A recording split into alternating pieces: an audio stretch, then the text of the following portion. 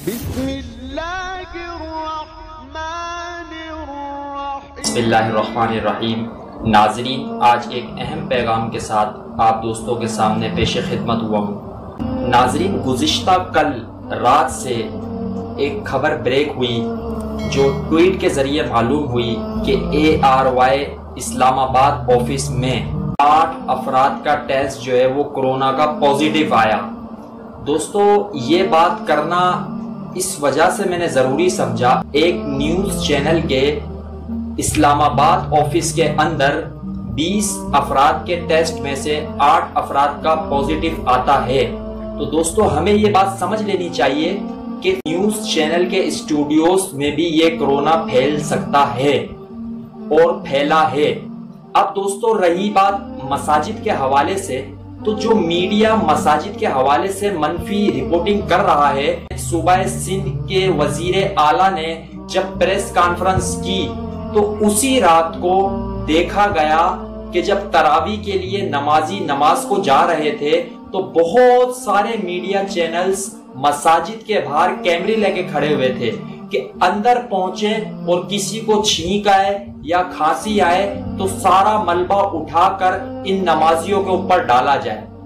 اب دوستو، ہم آ جاتے ہیں پوائنٹ کے اوپر کہ کرونا وائرس 8 افراد میں پازیٹیو آیا اسلام آباد آفس ARY نیوز کے اندر۔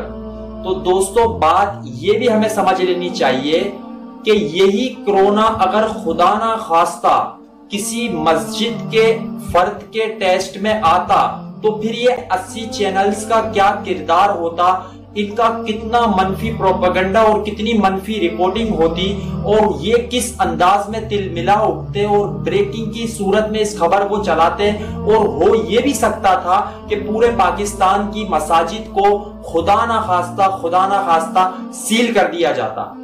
اس موقع کے اوپر اس بات کو دہرانے کا جو اہم مقصد ہے دوستو، وہ یہی ہے کہ جو 80 چینلز ہیں آپ لوگوں کے، ان چینلز کو بند کیا جائے۔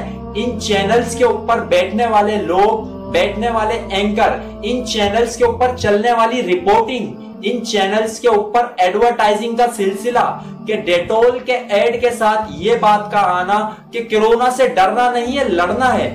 پھر اس کے ساتھ ساتھ ہمارے ملک کا یہ المیہ ہے کہ ہمارے حکمران وزراء بھی اس بات کو کثرت کے ساتھ ریپیٹ کر رہے ہیں کہ کورونا سے ڈرنا نہیں ہے، لڑنا ہے، اس جنگ میں ہم نے کامیابی حاصل کرنی ہے۔ او بھائی، تم کون سی جنگ جیتنے نکلے ہو؟ تمہیں کون سی فتح حاصل کرنی ہے؟ کورونا سے آپ لڑو گے؟ اس سے لڑنے کی باتیں کر رہے ہو، خوردبین سے تو وہ جراثیم نظر نہیں آ رہا۔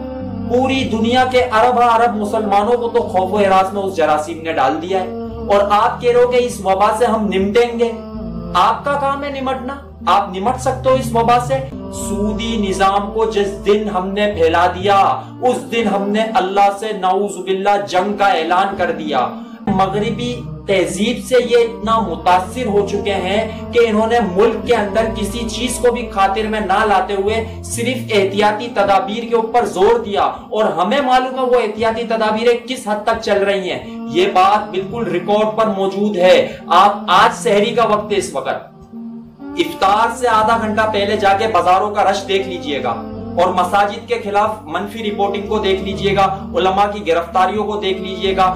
دوستو، یہ ساری باتیں آپ کے سامنے دہرانے کا مقصد صرف اور صرف اتنا ہے، مسلمانوں، میرے دوستوں، میرے بھائیوں، خدا را اپنے اندر شعور پیدا کرو، آگاہی پیدا کرو، ان باتوں کو عام کرو تاکہ ان رازوں سے پردے اٹھتے چلے جائیں، اور اس میڈیا کی حقیقت، وزراء کی حقیقت اور ان تمام لوگوں کی حقیقتیں کھل کے منظر عام پر آئیں کہ یہ چاہتے کیا ہیں اس ملک کے ساتھ، کون سا کھلواڑ کرنا چاہتے ہیں اس ملک کے ساتھ۔ وبا کے پھیلنے سے ملک کے اندر ایک کشیدگی کی سی صورتحال ہے۔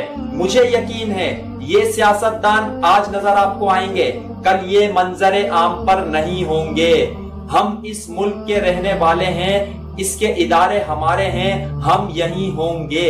ایک وقت تھا جب ہمارے اجداد کو وطن کی ضرورت تھی، آج وطن کو ہماری ضرورت ہے۔